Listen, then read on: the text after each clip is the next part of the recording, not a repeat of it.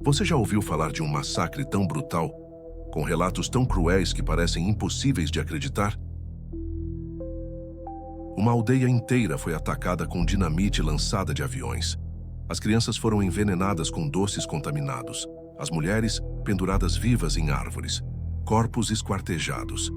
Testemunhas silenciadas. E o motivo? Ganância. Essa é a história real, e quase esquecida, do massacre do Paralelo 11, um dos episódios mais sangrentos e impunes da história do Brasil. Estamos no coração da Amazônia, em 1963. Às margens do rio Aripuanã, no estado do Mato Grosso, um grupo de indígenas da etnia Cinta Larga vive em relativo isolamento. Sua terra é rica em borracha, madeira e minérios. Mas para uma empresa de extração de borracha, aquelas florestas não valiam tanto quanto poderiam render, se estivessem livres dos índios. E foi assim que, movida por puro interesse econômico, essa empresa decidiu colocar em prática um plano que parece tirado de um filme de terror. Contratar pistoleiros para exterminar os Cinta Larga, não para expulsá-los, não para negociar, mas sim exterminar. O que aconteceu a seguir é difícil até de descrever. Foram dias de terror. Relatos falam de um avião que sobrevoou a aldeia jogando dinamite. Homens armados que invadiram as malocas atirando e cortando tudo e todos. Comida envenenada com arsênico, deixada propositalmente para ser consumida pelos sobreviventes. E até brinquedos contaminados, espalhados para atrair as crianças. O mais assustador? Nada disso é lenda. Está documentado em relatórios oficiais, investigações do governo, denúncias feitas por quem participou. E mesmo assim, até hoje, quase ninguém fala sobre isso. Quantos morreram? É difícil dizer. Alguns registros falam em 30 vítimas. Outros em até 5.000 indígenas massacrados em diversos ataques no mesmo período. Um verdadeiro genocídio que foi abafado, esquecido, soterrado sob o silêncio institucional. Mas não aqui. Hoje a gente vai trazer à tona essa história. Vamos investigar quem mandou exterminar, como foi feito, quem sobreviveu e o que mudou ou não mudou desde então. Porque contar essa história é uma forma de justiça e a gente precisa olhar para o passado se quiser entender de verdade o que ainda acontece nas florestas do Brasil. Se você acha que já viu de tudo quando o assunto é injustiça, prepare-se, porque o que aconteceu no Paralelo 11 vai te deixar sem chão. Mas antes, deixe seu like no vídeo e inscreva-se no canal se ainda não for inscrito para acompanhar sempre novos vídeos. E agora prepare-se, pois o que você vai ver hoje é bem provável que você nunca mais esqueça. O planejamento. Qual o limite da ganância humana? Para entender como um massacre tão cruel aconteceu, a gente precisa voltar um pouco no tempo. Décadas antes de 1963, a Amazônia já era cobiçada por seus recursos, especialmente a borracha. Durante o chamado ciclo da borracha, seringais se espalharam pelas matas e milhares de trabalhadores foram enviados para explorar a floresta. Só que essas terras já tinham donos, os povos indígenas. No sul do estado do Mato Grosso, a terra do Cinta Larga era uma das mais visadas. Densa, rica em seringueiras, com rios navegáveis e localização estratégica. Era o tipo de lugar que empresários gananciosos viam como ouro puro, desde que os indígenas fossem retirados do caminho. E não era só uma visão isolada. Nos bastidores do governo brasileiro, já havia uma política silenciosa de ocupação da Amazônia por não indígenas. As frentes de expansão abriram estradas, incentivaram o garimpo e alimentaram a ideia de que os povos originários eram obstáculos ao progresso. Nesse contexto, surge a Arruda Junqueira e Companhia Limitada, uma empresa que operava na região com forte apoio político e militar. Ela queria ampliar seus seringais e precisava de território. Mas ao invés de seguir qualquer caminho legal, os donos optaram pelo terror. Um dos proprietários, Antônio Mascarenhas Junqueira, chegou a declarar que a única forma de lidar com índios era eliminando-os. Palavras pesadas, sim, mas que viraram prática em pouco tempo. A empresa começou a recrutar homens armados, alguns deles ex-militares, jagunços e pistoleiros conhecidos da região. O plano era claro: atacar a aldeia do Cinta Larga de forma tão violenta que não sobrasse ninguém para contar a história. E aqui entra um detalhe sinistro. O ataque foi planejado com método. Não foi impulso, não foi briga por terra. Foi extermínio. Dinamite, armas de fogo, venenos, tudo comprado e distribuído com antecedência. O ataque seria rápido, letal e devastador. O local escolhido foi uma área próxima ao Paralelo 11, uma linha geográfica que cruza o sul da Amazônia. A escolha era estratégica, uma área remota, sem presença do Estado, onde os assassinos poderiam agir sem interferência. E foi ali que o horror começou. Antes mesmo do ataque, aviões começaram a sobrevoar a região. Não para observar, mas para preparar o terreno com bombas. Imagine a cena: uma comunidade em paz, vivendo sua rotina, e de repente, o céu começa a cuspir fogo. Explosões na floresta, pânico, correria. Mas isso era apenas o começo. Na sequência vieram os homens armados por terra.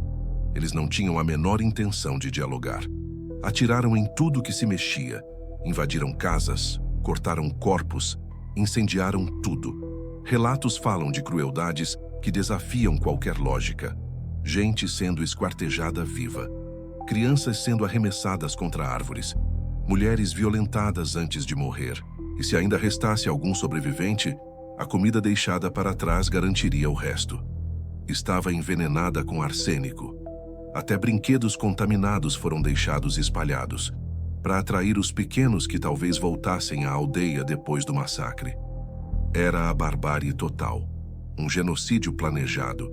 Um crime que teve apoio, estrutura, recursos e silêncio.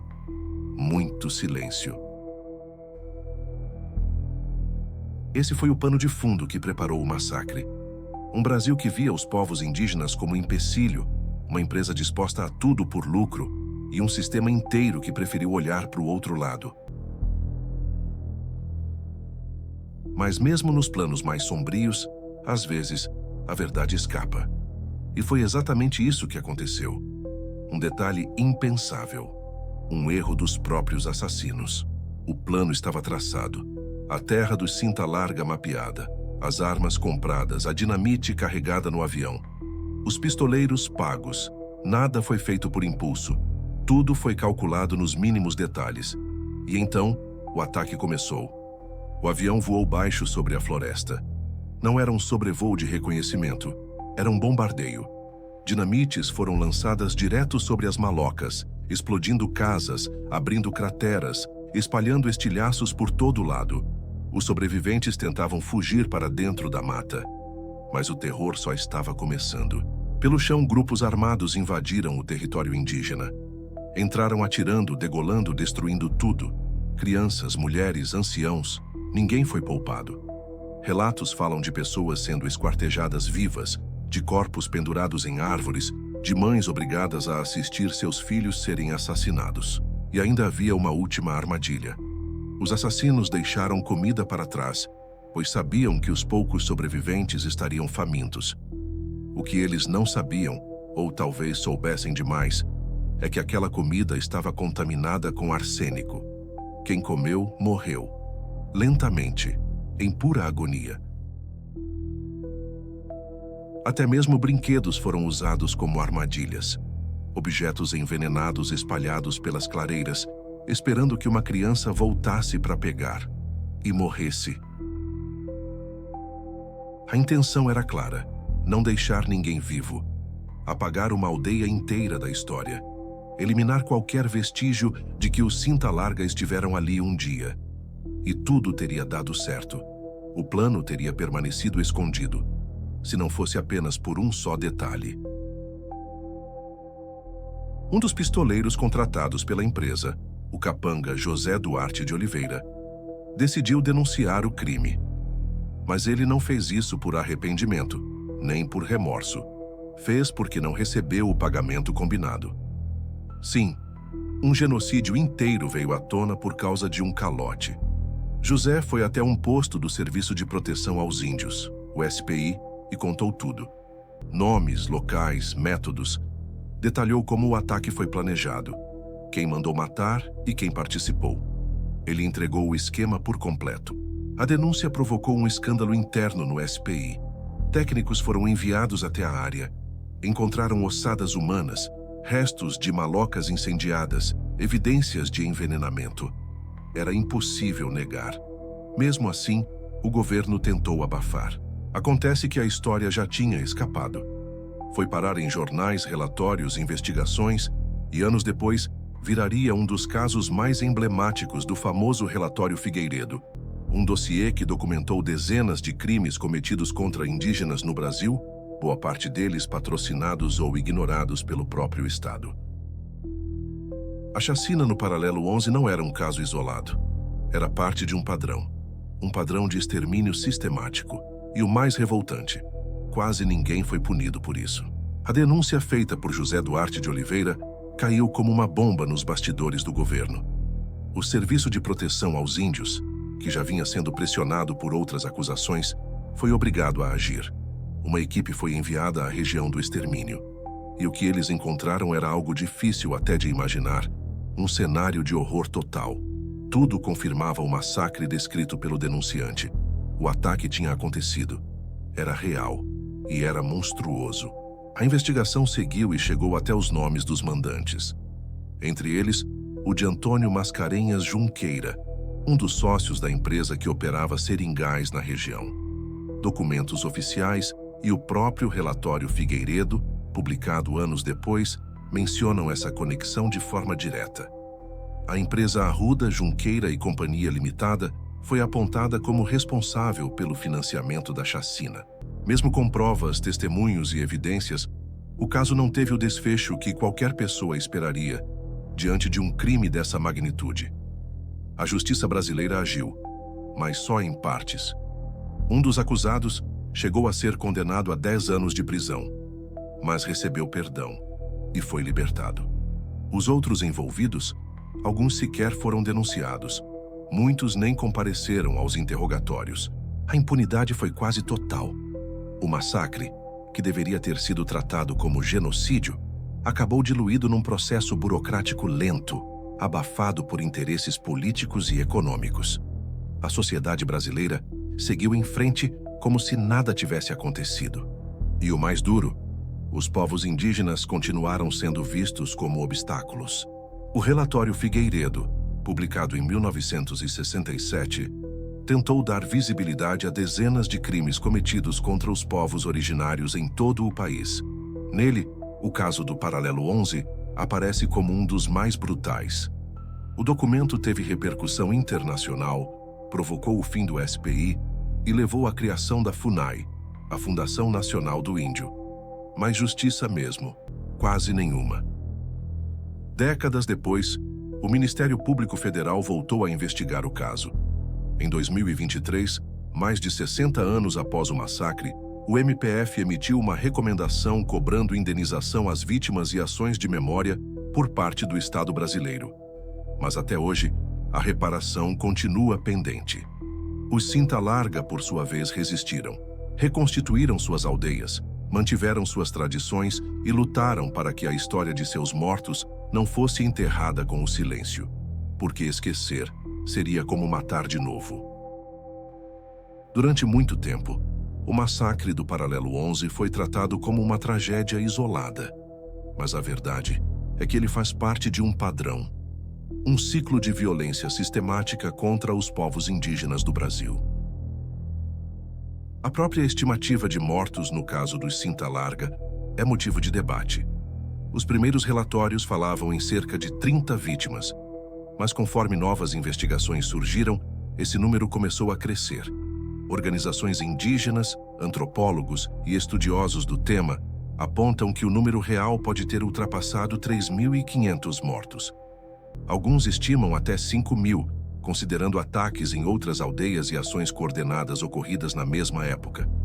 É um número brutal, e mais do que um massacre, é um genocídio. Mas o mais alarmante é que esse padrão não parou ali. Outros episódios ao longo do século XX mostram o mesmo roteiro: invasão de terras, exploração de recursos, extermínio, silêncio. A Guerra do Contestado, os ataques no Vale do Javari, os crimes cometidos por integrantes do próprio Serviço de Proteção aos Índios. Tudo isso constrói uma narrativa de apagamento sistemático, onde o lucro vem sempre antes da vida. Hoje, a luta dos Cinta Larga não é só por território, é por memória. Manter viva a lembrança dos que foram mortos, reafirmar sua cultura, sua língua, suas histórias, recusar o esquecimento. E essa resistência tem ganhado força. Em 2024, o jornalista Alex Quadros lançou um livro que reconta o massacre sob a perspectiva dos sobreviventes. A obra traz depoimentos, reconstruções e documentos que revelam o horror vivido e o silêncio que veio depois. Um trabalho de escavação histórica, mas também de dignidade. Há também trabalhos acadêmicos, como o de juristas indígenas e pesquisadores, que falam sobre o direito à memória como forma de reparação. Segundo eles, a justiça brasileira ainda deve uma resposta concreta ao Cinta Larga e a todos os povos que sofreram com a violência do Estado e do capital. Porque a história do Paralelo 11 não é apenas sobre o passado. Ela ecoa no presente, quando territórios indígenas são invadidos por garimpeiros, quando rios são contaminados, quando lideranças são ameaçadas. O mesmo ciclo tenta se repetir. Mas agora, há resistência, organização, denúncia. E há também quem conte essas histórias. Histórias que por muito tempo tentaram calar. O massacre do Paralelo 11 é uma ferida aberta na história do Brasil. Não só pelo horror do que aconteceu, mas pelo silêncio que se seguiu. Quando uma aldeia inteira é dizimada e ninguém paga por isso, o que isso diz sobre o valor da vida no nosso país? Quando uma empresa pode contratar pistoleiros, bombardear comunidades indígenas com dinamite e veneno e continuar operando como se nada tivesse acontecido, que tipo de justiça é essa? E o mais importante, quantas histórias como essa ainda estão escondidas? Quantas memórias foram apagadas antes mesmo de serem contadas? A verdade é que o Brasil carrega uma dívida com seus povos originários. Uma dívida que não se paga só com homenagens, nem com discursos, mas com reconhecimento, com justiça e principalmente com memória. Poder contar essa história é uma forma de resistência, de manter ela viva diante daqueles que tentaram apagar, de mostrar que eles não venceram, que os povos indígenas continuam aqui, falando, lutando, existindo. E se essa história te tocou, compartilha. Comenta aqui o que você achou. E se você conhece outras histórias esquecidas que precisam ser contadas, manda pra gente. Esse canal é pra isso, pra lembrar o que tentaram fazer a gente esquecer. Agora aproveita e deixa seu like no vídeo, e se você quer mais vídeos como esse, se inscreve aqui no canal. Porque enquanto houver histórias silenciadas, a gente vai seguir mostrando. Porque memória também é justiça. Até o próximo vídeo.